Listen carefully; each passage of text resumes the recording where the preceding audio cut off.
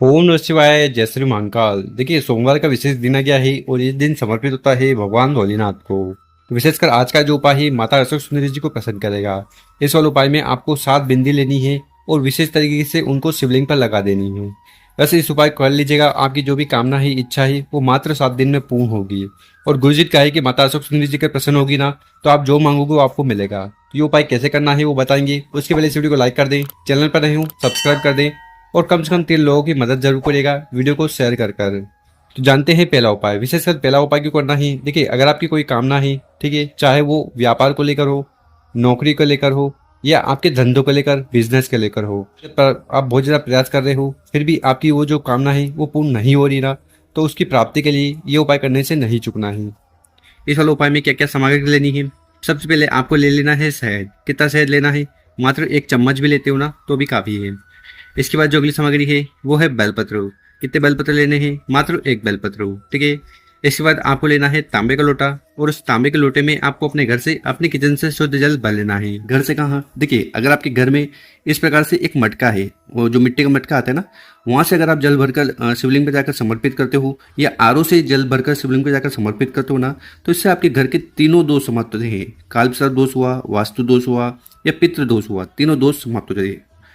और आगे जो भी सामग्री बताई है उनको लेकर चले जाना है शिव मंदिर। सुबह करना चाहो तो ये उपाय सुबह कर सकते हो, शाम को करना चाहो तो शाम को कर सकते हो। और शिव मंदिर में पहुंचकर जो भी पूजन पाठ करनी है वो कर लीजिएगा। फिर उत्तर दिशा की तरफ मुंह कर बैठ जाना है। देखिए, शिवलिंग के ऊपर बेलपत्र को उपाय करने से कामना पूर्ण होती है और जो बीमारियां हैं समाप्त होती है। शहद का उपाय करने से घर में सुख शांति आएगी और दुर्भाग्य दूर होगा।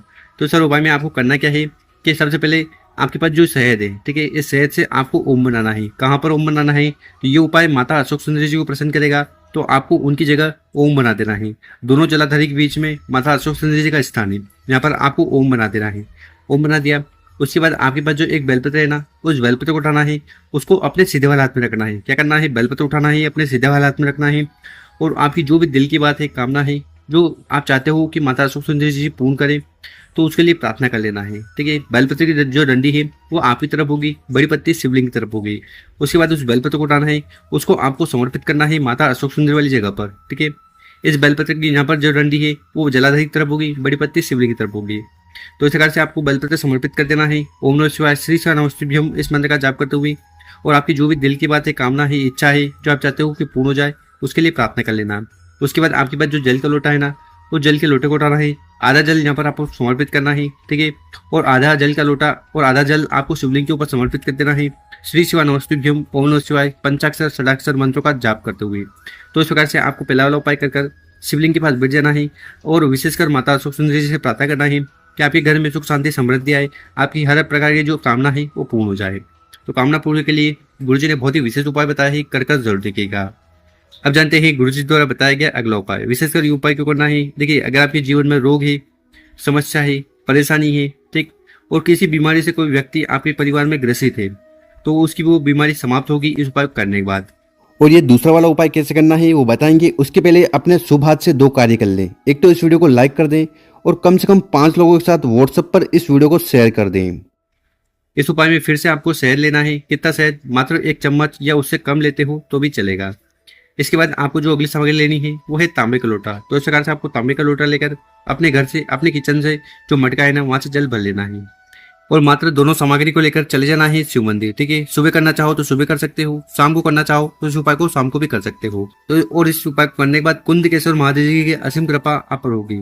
तो इस उपाय में करना क्या है कि आपके पास जो शहद है, ठीक है, उस शहद को उठाना है और आपको इस प्रकार से ओम का निर्माण करना है, ओम बनाना है माता अशोक सुंदरी वाली जगह पर, ठीक है। देखिए, आपकी जानकारी के लिए बता दें, ये जो माता अशोक सुंदरी जी है ना, ये शिव जी की सबसे छोटी और प्यारी पुत्री है। तो यहाँ पर जो भी उपाय करते हो उससे आपकी कामना पूर्ण होती है और जो भी बीमारी है, समस्या है, वो समाप्त होती है। तो इस प्रकार से आपको ओम बना देना है, ठीक है। ओम बना दिया, उसके बाद क्या करना है कि आपके पास जो तांबे का लोटा है ना, उस तांबे के लोटे को उठाना है और धीरे धीरे कर पूरा जल सिर्फ आपको शिवलिंग के ऊपर समर्पित करना है। देखिए, यहाँ पर माता अशोक सुंदरी वाली जगह पर आपको जल नहीं समर्पित करना है, सिर्फ और सिर्फ जल को आपको शिवलिंग के ऊपर चढ़ा देना है। और ओम नमः शिवाय श्री नमस्तुभ्यम इस मंत्र का जाप करते हुए यहाँ पर जल चढ़ाओगे तो जल बहता हुआ जलाधारी की तरफ से नीचे आएगा, ठीक है। तो यहाँ पर आपको करना क्या है, यहाँ पर आपको अपना यहाँ पर आपको पात्र रखना है। कौन सा पात्र? अगर आप चाहो तो ये लोटा रख सकते हो। इस लोटे में उस जल को इकट्ठा कर लेना है।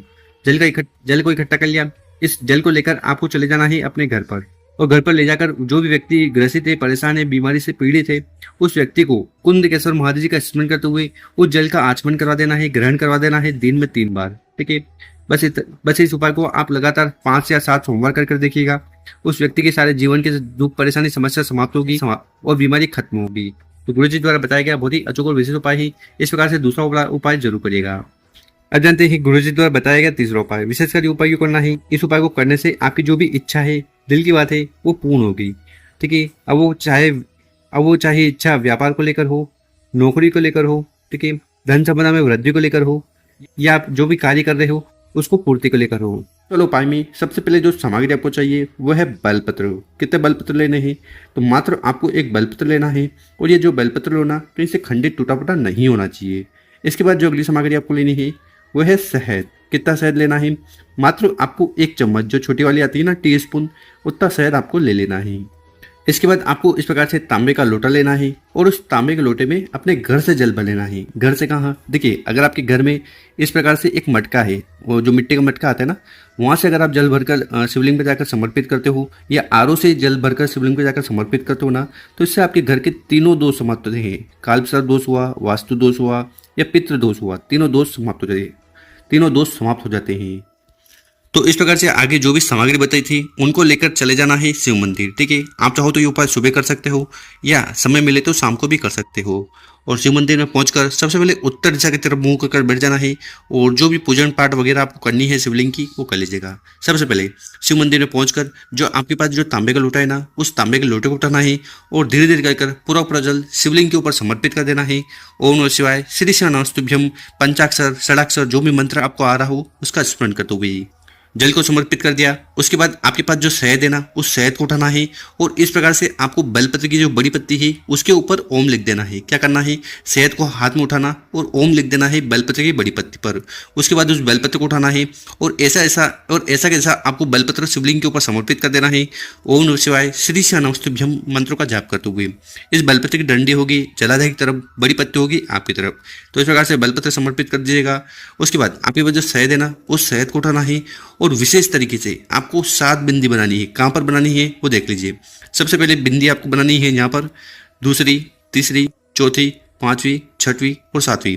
और ये जो 7 बिंदी बनाओ ना, ये आपको ऊपर से नीचे बनानी है। देखिए, अगर आपके जीवन में किसी भी प्रकार की समस्या है जो खत्म नहीं हो रही है, तो आपको ऊपर से नीचे बिंदी बनानी है, ताकि आपके जीवन की सारी समस्या उतर जाए, खत्म हो जाए। तो इस प्रकार से आपको पहला वाला विशेष उपाय करना है। उसके बाद आपको शिवलिंग के पास बैठ जाना है, अपना नाम और गोत्र का उच्चारण करते हुए भगवान भोलेनाथ और माता अशोक सुंदरी जी से प्रार्थना करना है कि आपके दिल की हर प्रकार की कामना पूर्ण करें, और जो भी दुख, परेशानी, समस्या है उन्हें समाप्त करें। तो इसे प्रार्थना करते हुए पहला विशेष उपाय जरूर करिएगा।